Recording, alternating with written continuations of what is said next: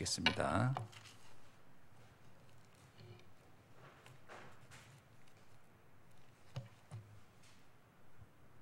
이사야 6장 13절 말씀입니다.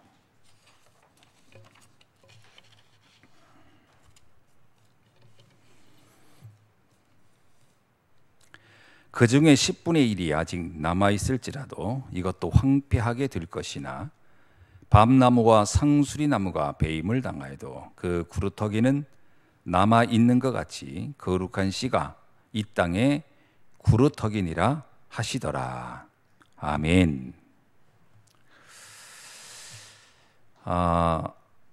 이사야 선지자가 복음운동을 하고 있을 때 그때 이스라엘은 남유다가 나눠져서 오랜 세월을 나름 하나님을 믿는다고 했지만, 그러나 그것은 그들의 생각일 뿐 하나님 입장에서 봤을 때는 정확한 복음도 아니었고요. 또 하나님이 가장 걱정했던 가나안의 오래된 문화가 이스라엘에게 깊이 침투되면서 이스라엘은 이제 하나님께 택한 민족이고 세계복음화할 민족임에도 불구하고 다른 이방 국가들과 별반 다를 수 없는 그런 수준에 이르게 된 것이죠. 계속 왕들은 바뀌었지만 달라진 게 없었고요.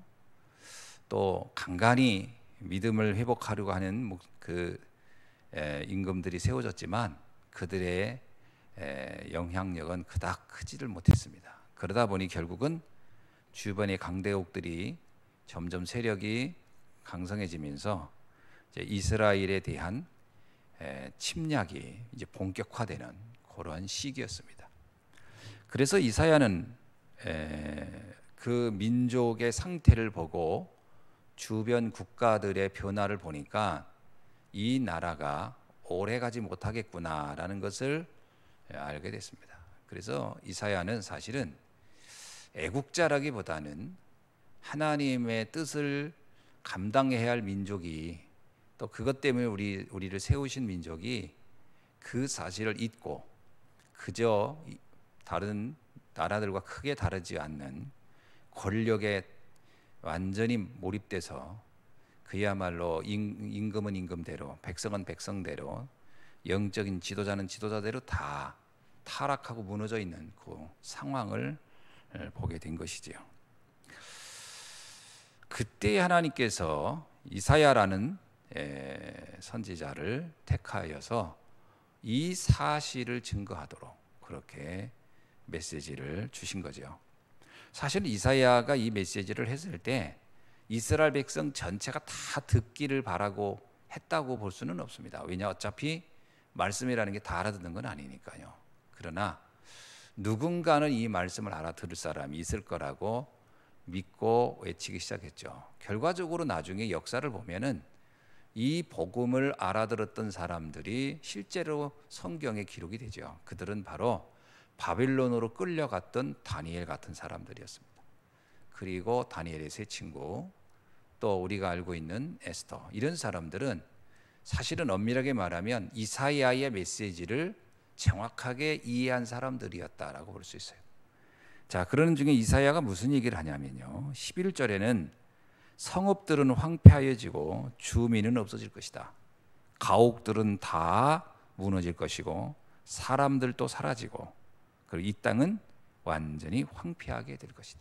이것은 미래에 일어날 결과를 아주 명확하게 잘 설명한 겁니다. 성읍들은 다 무너지잖아요. 그리고 주민들은 다 끌려갑니다. 대부분의 주민들은 주변 국가의 노예로 팔려가죠.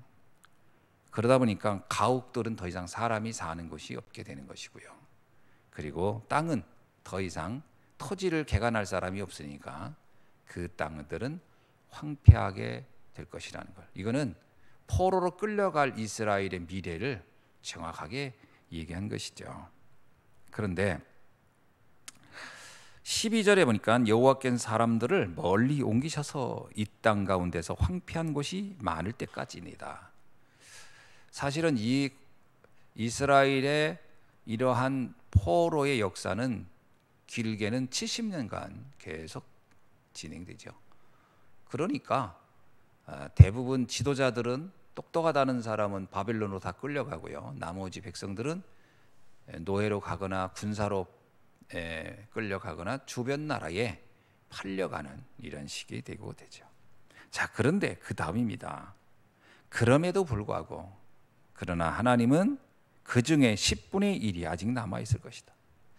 그렇게 아무리 그런 일들이 일어난다 하더라도 반드시 그곳에도 남은 자, 복음을 가지고 이러한 흐름과 시대 재앙에 전혀 상관없이 끝까지 남아서 이 언약과 믿음을 지키는 하나님의 미션을 감당하려고 하는 사람들은 있을 것입니다. 그런 거죠. 그래서 뭐라고 얘기하냐면 이것들은 언제 그 빛이 발하냐면은 마치 밤나무와 상수리나무가 배임을 당한 것 같은 상황에서도 그곳에서도 새싹이 나오는 것처럼 지금 이 민족이 다 망하고 멸망한 것 같아도 그 가운데서도 끝까지 믿음을 지키고 다시 역사를 감당할 하나님의 역사를 감당할 사람들은 나오게 될 것이다.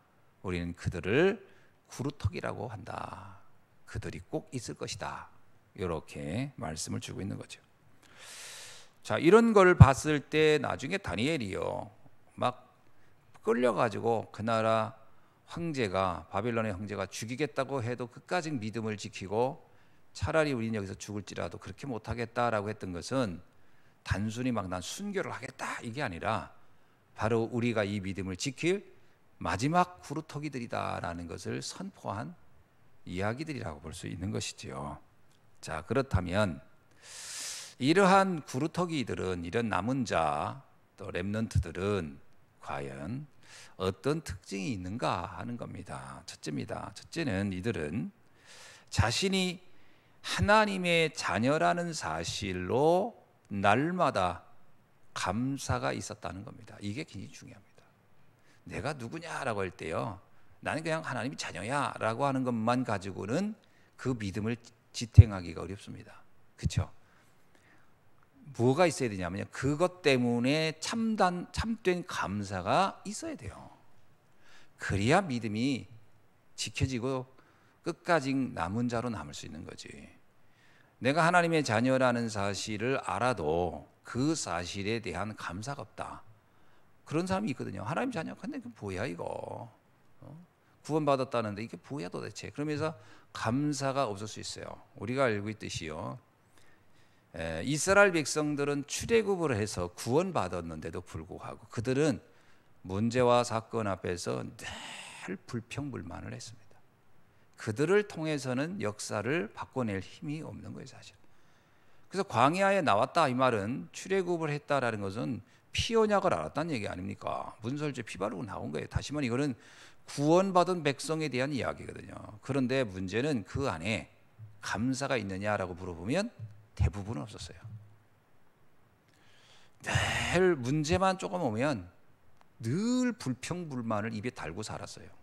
이게 이스라엘 백성의 거의 현주소였습니다. 그러나 그 중에 유독 몇몇, 여호수아, 갈렙, 모세, 이 몇몇, 라합 이런 사람들이 달랐습니다. 그들은 어떤 형편일지라도 상관없이 우리는 하나님의 자녀로 내가 택함 받았다는 사실이 너무 감사하다. 이게 변함이 없어요. 결국 역사는 그들이 걸어간 거거든요. 자, 또 하나는 남들이 보지 못하는 것을 보는 사람들이에요. 12명의 정탐꾼이 들어갑니다. 가서 가나안을 보고 와요. 그런데 10명은 누구나 보는 거, 누구나 알 수 있는 것만 보고 와요. 상황을 봅니다. 현실을 보고 사실만 봐요. 어렵다, 힘들다, 그 얘기만 합니다. 그걸 못 보는 사람이 어디 있습니까? 바보가 아닌 한 대부분 다 보지. 어렵다, 힘들다, 이건 누구나 아는 겁니다. 홍해 앞을 가리고 있다? 이거 큰일 났구나, 큰 문제겠는데, 이거를 못 보는 사람이 누가 있어요? 그런데 렘넌트는 다르다는 겁니다. 남들이 보지 못하는 것을 볼 수 있는 눈이 있어야 되는 거죠. 12명의 정탐꾼은 달랐어요. 그래, 하나님이 약속한 그 땅 가보니 맞다. 그렇게 장대한 사람이 있긴 있다. 근데 생각해봐라. 그렇다는 얘기는 그 땅이 비옥하다는 얘기 아니냐. 그 땅이 하나님께서 약속한 땅이란 말 아니냐. 그렇다면 하나님이 이 우리에게 황폐한 땅을 준 게 아니라 기름진 땅을 준 게 아니냐. 이 땅에서 세계복음을 하라는 뜻 아니냐. 그거를 언약의 눈으로 봤어요. 남들이 보지 못하는 걸 본 겁니다. 이게 굉장히 중요한 거예요. 골리앗을 만났을 때 사울왕도 못 봤고 나머지 모든 군인들이 아무도 보지 못하는 것을 딱 다윗 혼자 봤어요. 만군의 여호와의 능력을 본 건 딱 다윗밖에 없어요. 홍해 앞에서도 모세만 봤어요. 두려워하지 마라. 오늘날 하나님이 당신들이 보고 있는 이 상황에서 무엇을 행하실지 한번 기다려봐라. 남들이 보지 못하는 것 딱 본 거예요. 요게 렘넌트의 특징입니다. 우리가 성도라고 하는 건 뭘까요? 불신자들이 보지 못하는 걸 봐야 되거든요. 불신자들하고 똑같은 거 보고 똑같이 판단하고 똑같이 생각하고 똑같이 근심하면 어떻게 그들을 통해서 세계복음화를 과연 이끌 수 있겠느냐. 남들이 보지 못하는 걸 봐야 되는 거예요. 전에 삼성이 물건 만들고 좀 팔리니까 너무 좋아했잖아요. 그때 이건희가 그 얘기를 했대잖아요. 지금 이래 가지고는 이거는 말 그대로 이건 앞으로 우리만 이걸 만들고 우리만 좋아한다고 해서 되겠냐. 초인류 기업 모든 사람이 볼 때 야 기가 막히구나 할 만한 그것을 만들어내야 되지 않냐.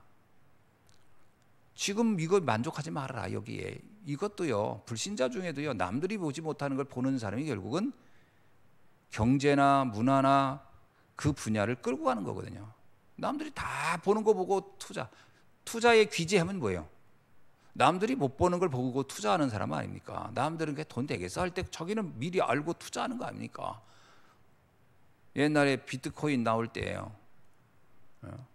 사람들은 몰랐잖아요. 그게 돈이 될지. 그런 겁니다. 남들이 못 보는 걸 봐야 뭐 되지.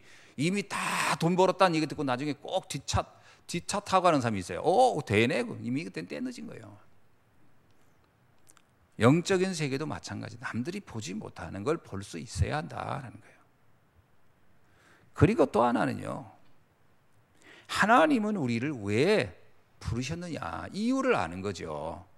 왜 우리에게 그러면 그런 구원의 감격과 남들이 보지 못하는 걸 보게 했을까? 이유가 있죠. 그 뭐냐면 우리로 하여금 만민을 구원하라고. 237 5천 종족 살리라고. 그것 놓고 우리를 부르셨고 우리에게 특별한 은혜를 주셨다는 것을 깨달아야 되는 거죠. 이걸 보지 못하면 결국은 또 어디로 가냐. 그 남들이 보지 못하는 거 보고서는 목적을 어디다 두느냐. 자기 하나 잘 먹고 잘 사는 쪽으로 또 두고 간단 말이에요. 그러면 결국은 되는 것 같은데 결국 안 됩니다. 그렇죠? 사람들은 그걸 뭐라고 하냐면 죽 써서 개 준다는 거예요. 뭔가 된 것 같아요. 와, 그런데 알고 봤더니 오로지 자신만을 위해서 한다? 아무도 그 사람한테 감격하지 않습니다. 아무도 그 사람에게 훌륭하다고 안 합니다. 이거 결국은 지 앞가름, 자기 하나 잘 먹으려고 저러네. 그러면요, 그건 더 큰 라이벌만 생기고 더 큰 경쟁자만 만들어지지. 그건 더 큰 피 튀기는 경쟁을 또 해야 돼요. 왜? 그거를 좋아하는 건 누구나 다 좋아하는 거거든. 누구나 다 그건 다 갖고 싶어 하는 거거든. 그래 가지고는 살아날 수가 없는 겁니다. 그럼에도 불구하고 그걸 통해 세계복음화 하려고 하는 눈을 갖다. 그러면요, 사람들은 그 사람을 경외감을 가지고 보는 겁니다. 아, 다르구나. 이 사람을 내가 돕고 내 혼자 안 돼도 이 사람을 도와서 큰 중요한 일을 하고 싶다. 만약에 다윗이 남들이 보지 못하는 걸 봤습니다. 그래서 골리앗 무너뜨렸어요. 남들이 갖지 못한 힘을 알았어요. 자, 그런데 그게 자기의 권력을 얻기 위해서, 자기의 이익을 위해서 그걸 사용했다? 내가 볼 때는요, 주변에 다윗을 경쟁하고 다윗을 어떻게든 무너뜨리려는 사람은 전보다 더 많았을 겁니다. 전에는 사울왕 혼자 쫓아다녔는데 나중에는요, 사울과 비슷한 생각한 사람들이 더 많이 자기 주변에 생겼을 거예요. 다윗을 보니까 다윗은 자기 욕심이 없어. 늘 하나님의 성전을 위해서 고민하고 어떻게 하든지 이 민족을 통해 세계를 살리는 일을 해야 되겠다. 그런 생각을 가진 다윗을 보니까 주변 사람들이요, 서로 그 사람을 돕고 싶은 사람들이 몰려들기 시작하는 겁니다. 그래야 진정한 세계를 바꿀 변화시킬 수 있는 영적 지도자로 세워지는 것이죠. 요 어마어마한 요 비밀을 요거 하나를 잘 이해를 못해요. 결국은 나중에 보면 결국은 나를 위한 쪽으로 가는 경우가, 그래서 불신자들이 문제가 되면 결국 자기를 위해서 가는 거예요. 그래서 불신자들에도 굉장히 나름 성공하는 사람들은요, 그 기업을 이끌어가는 목표가 좀 달라야 돼요. 난 앨런 머스크 보면 되게 웃겨요. 화성에 지구인을 이동시키겠다는 거예요. 그게 얼마나 허무맹랑한 꿈입니까? 그런데도 결국 그 사람들은 보는데 자기를 위한 건 아니잖아요. 지구인을 살리겠다는 거예요. 마지막에. 그래서 화성에다가 생활 털을. 나는 그건요, 앨런 머스크가 바보가 아닌 한 앨런 머스크가 만든 이데올로기 같아요. 사람들을 끌어모으는 힘.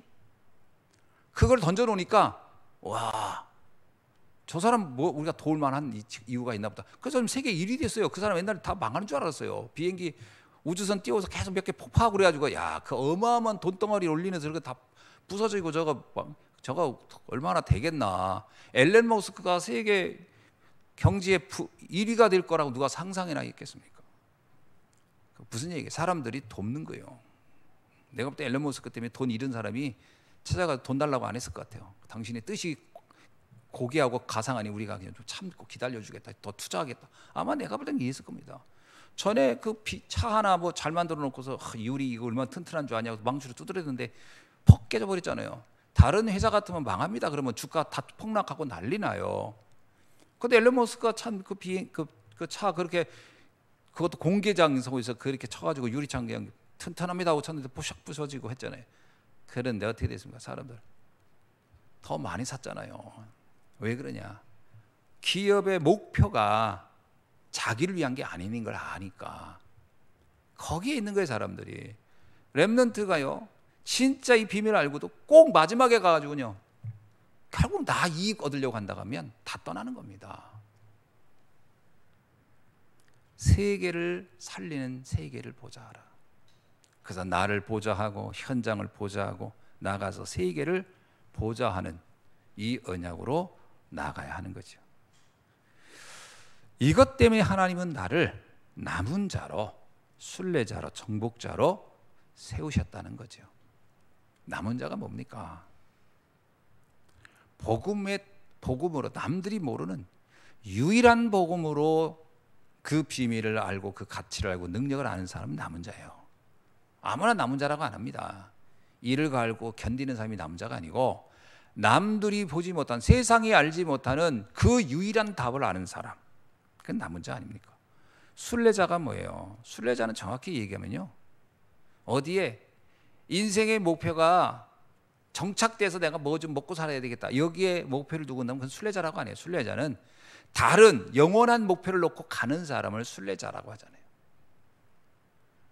그래서 우리가 방랑자와 순례자는 달라요. 방랑자는 아무 목적 없이 다니는 사람을 방랑자는, 김삿갓 방랑이에요. 김삿갓은 아무 목적이 없어. 그냥 구름 따라 바람 따라요. 그래서 그 제목도 재밌어요. 구름 따라 바람 따라. 구름과 바람이 무슨 목적이 있어요? 그냥 가는데, 흘러가는데. 인생을 거기다 놓고 하는 거예요. 그런데 순례자는 다릅니다. 순례자는 뭐예요? 목표가 있어요. 우리가 성지 순례할 때 왜 성지 순례? 목표가 명확한 거예요. 성지를 갔다 오겠다 이런 거. 순례자는 목표가 정확해요. 어떤 순례죠? 하나님의 나라를 이루겠다는 순례자. 그리고 정복자입니다. 우리가 견디고 살고 먹고 살고 있는 게 아니라 이 땅을 바꿔내겠다는 거예요. 흑암을 몰아내고 흑암 문화를 복음 문화로 바꾸겠다는 거예요. 이게 정복자 아닙니까? 이런 비밀이 있어야 돼요. 그러니까 다니엘이요, 끌려가가지고 생존하기 위해서 한 게 아니에요. 다니엘은 뜻을 정하여 그러잖아요. 뭔 뜻을 정했다는 거예요? 뜻을 정한 게 뭐예요? 남은 자의 뜻, 순례자의 뜻, 정복자의 뜻을 정했다는 거예요. 뜻을 정하여. 에스더도 보세요. 내가 죽으면 죽으리라. 그게 뭐예요? 뜻이 정해진 거예요. 정확하게 내가 무엇을 하겠다. 정복자의 딱 언약을 잡은 거예요. 그게 남은 자들이에요. 그러니까 남은 자들이 이게요, 끝까지 무슨 뭐 신앙생활 해가지고 나 천국만 가면 돼, 이건 남은 자라고 안 합니다. 그냥 구원받은 성도지.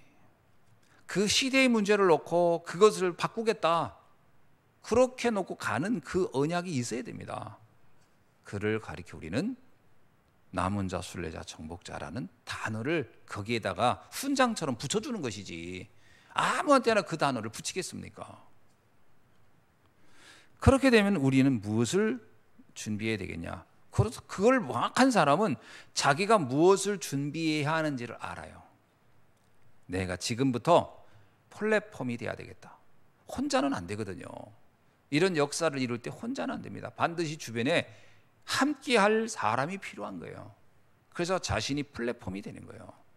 그 뜻을 같이 할 사람들을 모으고 팀을 만들어내야 됩니다. 그냥 사람들만 이렇게 몰려든다고 해서 세계복음 하는 게, 예수님 보세요. 12사도 70인제자 만들잖아요.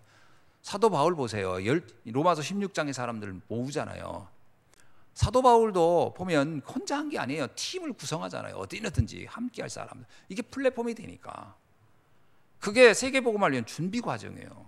혼자 그걸 뭐라고 해요? 독고다이 가지고 역사 못 움직입니다. 함께 해야지. 팀 구성이 이루어져야 돼요. 굉장히 중요한 겁니다. 그 팀 구성의 필요를 알고 이걸 해야 되겠다는 사람을 가지고 뭐래요? 조직적인 사람이라고 해요. 머리가 뭔가 있는 사람. 혼자 다니는 사람을 뭐라고 해요? 그냥 독고다이고. 왜 베드로가 세계복음화에 큰 영향을 못 줬냐면 혼자 다녔어요. 혼자. 베드로가 잘 보세요. 베드로의 제자가 잘 눈에 띄나요? 없어요. 그게 이제 플랫폼이 이해가 안 된 거예요. 분명히 그 사람도 남은 자, 순례자, 정복자의 언약이 있는데 그 다음 단계가 이해가 안 된 거예요. 플랫폼이 이해가 안 된 거예요. 조직을 해야 돼요. 시스템 만드는 거예요. 그래야 함께 이게 무너지지 않는 시스템이 나와야 돼요. 내가 떠나도 이 운동은 계속되게끔 해야 되는, 그걸 생각해내야 되거든요. 그 생각을 못하면 어떻게 되겠어요? 나 때만 잠깐 꽃 피었다가 그 다음에 지으면 끝납니까? 우리나라 교회들이 대부분이 그렇게 해서 문제가 온 거예요. 우리 때 그냥 은혜 받고 우리 때 그냥 물 들어왔을 때 노저우라고요. 교회가 부흥이 되고 그러면 빨리 모든 역량을 얻다 다음 세대에다가 투자해야 돼요. 모든 역량을 다음 세대, 후대에게. 그래서 다음 세대 이끌어갈 사람들을 만들어내야 되잖아요. 그래서 제가 보기엔요, 이 시스템이 이해되어야 비로소 남은 자의 그 의미. 그래서 성경에 보면요, 모세가 처음에 이게 이해가 안 된 거예요. 그래서 모세가 이게 아니라 혼자 다 하는 거예요. 혼자. 그렇게 이들어고 와서 딱 보니까 뭐라고 얘기하죠? 모세 보고 한 얘기 재미나요. 당신이 악하다 그래요. 뭐가 악하다는 거야? 나쁜 짓을 했다는 얘기가 아니에요. 미래를 아무것도 준비해 놓고 가는 그 자체가 나쁜 거다. 그럼 하나님 이 출애굽한 역사가 당신 때 끝나면 어떻게 되느냐? 그게 얼마나 나쁜 짓이냐? 이드로가 잘 본 거예요. 이드로는 이 조직가거든요. 딱 본 거예요. 빨리 1000부장, 100부장, 50부장 만들어라. 그들과 함께 팀을 구성해서 당신이 떠나도 지속될 수 있는 사람이 나와야 할까. 그래서 사실 모세가요, 그 말 알아듣고 나서 이거 나 혼자 하는 게 아니구나. 그래서 갈렙과 여호수아를 차기 지도자로 지목하고 훈련시키고, 그 다음에 그들을 도울 수 있는 70인 중직자들을 만들어내는 겁니다. 그래서 모세가 떠날 때 마음이 편했던 거예요. 이제 더 이상 내가 걱정할 게 없다. 그 드보산에서 얼마나 행복하게 갔습니까? 왜? 이걸 이끌어갈 다음 지도자가 세워진 거예요. 만약에 모세가 그거 하나도 안 만들어 놓고 죽을 때면 마지막에요, 몸부림쳤을 겁니다. 이거 어떡하냐 이거. 네가 할래? 그때 얘기하면 때 늦은 거예요. 이미 그때는. 그러면 자기들끼리 싸움하다 끝난 거예요. 왜 알렉산더가 그 어마어마한 제국을 만들어 놓고 마지막에 다 무너졌냐면요, 알렉산더의 제국이 금방 무너진 이유가 그걸 이끌어갈 사람들을 정확하게 준비를 안 시켜놨잖아요. 나중에 자기들끼리 싸운 거 아닙니까? 세 장군이. 시스템 안 만들면 그 어마어마한 대국을 만들어 놓고도 지속이 안 되는 거예요. 플랫폼 굉장히, 그거 안 해놓으면 악한 겁니다. 악한 거예요. 여러분, 진시황제의 그 나라가 왜 이렇게 자기 죽으면서 나라가 망했냐? 진시황의 가장 어리석은 뭐냐? 다음 세대 준비를 하나도 안 해놓고 죽어버린 거예요. 그러니까 진시황이 뭐 어마어마한 나라 통일해놓고 그냥 다 망한 거 아닙니까? 그냥 한순간에. 그걸 뭐라고 해요? 악하다라는 거예요. 우리가 이걸 딱 눈 떠야 돼요. 플랫폼. 그러니까 파수망대, 이것을 빛을 비치고 서밋을 세우고 치유할, 정확하게만 237 운동할 수 있는 사람, 치유할 수 있는 사역, 그 다음에 서밋 활동할 수 있는 그런 파트, 그 파트 가장 중요한 걸 할 수 있도록 완벽하게 구성되어 있습니다. 그래서 세 가지 뜰을 반드시 세워야 돼요. 제가 볼 때 파수망대의 최고는요, 세 가지 뜰을 만드는 거예요. 교회 안에 다민족을 위해서다. 참 어제 감사하게도요, 이번에 그 나타샤 장로가 신창 캠프하러 갔다가 만났던 분이 연락이 왔대요. 내일 온다고, 아이들하고 같이. 저녁에 또 현주가 전화가 왔어요. 자기 오빠 배용준이 대전 이 근처로 취업이 됐대요. 그래서 오늘 예배드리러 온다는 거예요. 그러더니 벌써 두 사람이 얘기됐잖아요. 그 다음에 또 연락이 왔어요. 지난번 여기 왔었던, 저번에 우리 물놀이 갔던 그분 가정 또 온다는 거예요. 지금 계속 새 가족들이, 오늘 내가 이렇게 보니까요, 약속된 분들이 만약에 온다면 6가정이 오는 것 같아요. 감사하죠. 자, 빨리 눈치채야 됩니다. 우리가, 그렇죠? 뭘 하냐? 237 치유 서밋 할 수 있는 세 가지 뜰을 마음에 담고 이것을 파수망대 만들어야 돼요. 이런 생각을 안 하거든요. 보통 그냥 뭐 예수 믿고 구원받으면 됐지. 우리 떠난 다음에는 교회 문 다 닫은, 악한 겁니다. 그거 교회 문 다 닫으면 어떡할 거예요? 건물만 덜거덩 남겨놓고 시골 교회 가보세요. 사람들이 없어요. 왜? 이 시스템을 돌릴 사람 아무것도 안 만들어 놓고 갔어요. 시골이라서 안 되는 게 아니에요. 당진의 동일교회, 동일장로교회라고, 우리 교단 아니죠. 거기는요 지금 몇천 명이 모입니다. 시골 교회인데. 그게 뭐냐, 오래전부터요. 그 사람은 이 시스템 돌리는 걸 이해한 거예요. 그 목사님은 내가 다른 건 모르겠고 이 시스템 쪽에 아주 탁월한 분이에요. 그러니까 오는 거예요. 전국에서. 거기 당진 사람이 가는 게 아니에요. 그 교회는 교회가 당진에 있을 뿐이지 전국에서 가는 거예요. 전국에서. 파수망대. 그 다음에 안테나를 만들어라. 지도자입니다. 사실 안테나는 정확하게 하나님과 소통되고 현장과 소통되고 이것을 이끌어갈 수 있는 다음 세대 지도자를 명확하게 만들어내는 거예요. 이게요, 시스템보다도 더 중요한 건 시스템을 돌릴 사람이 있어야 돼요. 그렇죠? 시스템 아무리 잘 만들어도 지도자가 없으면. 제가 볼 때 지금 그 무슨 뭐 이번에 윤석열 대통령 그 당이 뭐예요? 한나라당인가? 한나라당이지. 내가 보니까 왜 이 한나라당에 좀 자중질환에 빠져서 저러느냐, 내가 보니 지도자가 마땅치가 않은 거예요. 이끌어갈 지도자가 마땅치가 않아. 그러니까 저게 자중질환이 빠져가지고 서로 고만고만한 사람끼리 모이지 되는 게 없는 거예요. 지금 대통령이 정확히 탁 끌고 하든지, 내가 볼 때 대통령이 약간 능력이 딸리는 거예요. 사람들이 염려했던 거 그대로 나타나는, 지도력이 딸리는 거예요. 그러니까 여기저기서 치고 받는 거예요. 자꾸 막. 그 젊은 저기 누굽니까? 이준석이도 대통령 치봤더니, 서울시장도 치봤더니 이제 뭐 너도 나도 이제 동네북 돼 버린 거예요. 지도력이 딸리니까. 딱 보니까 알겠는 거예요. 사람이 처음에 몰랐는데 딱 하는 거 보니까 이거 뭔가 이 사람이 어설프네. 하는 게 영 뭔가 마땅치가 않은 거예요. 계속 실수를 하고, 실수하면 이걸 인정을 못 하는 거예요. 왜? 자기 자존심 때문에. 내가 볼 땐 그렇습니다. 대통령의 위치가 있으니까 이게 인정하기가 어려운 거예요. 인정하면 확 무너질까 봐. 진정한 용기가 없다고 난 보여지는데 안타깝죠. 안테나. 완벽하게 하나님과 소통되고 현장과 소통될 수 있는 지도자. 모세가요, 이런 부분에서 굉장히 소통이 잘 돼. 하나님과의 소통. 시내 산에 올라가서 깊은 묵상하면서 하나님과 소통되고, 그리고 또 현장과 소통하고, 그런 지도자를 또 하나 만든 거야. 그게 누구예요? 여호수아. 정확하게 소통이 뭔지를 아는 사람. 이런 지도자를 만들어내야 돼요. 이걸 안 하면은 희망이 없습니다.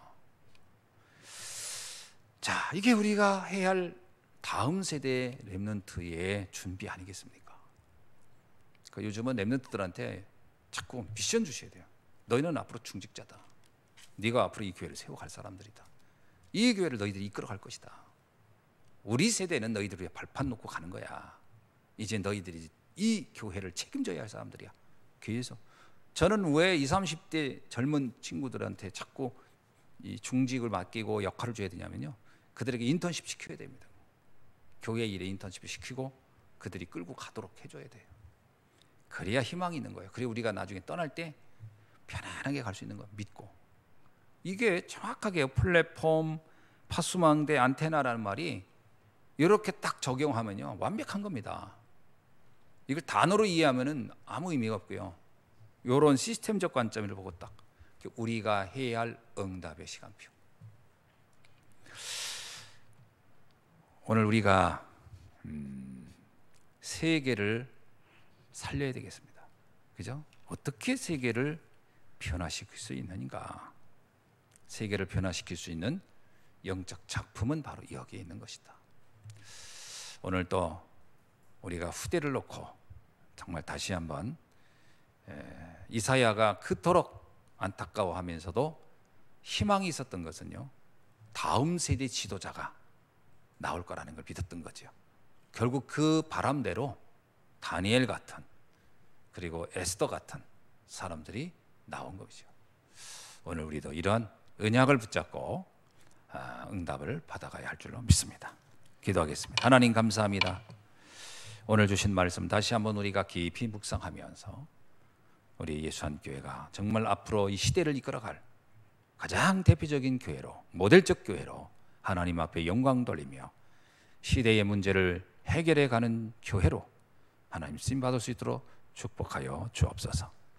이 일을 위하여 우리가 정말 마음을 모아서 정말 이 시대에, 다음 시대를 이끌어갈 렘넌트를 키우는 일에 집중하게 하여 주시고, 우리가 그 일에 발판이 되도록 하나님 우리를 축복하시고 우리의 산업을, 우리의 경제를 축복하여 주옵소서. 하나님께 감사드리며 그리스도이신 예수님의 이름으로 기도하옵나이다. 아멘.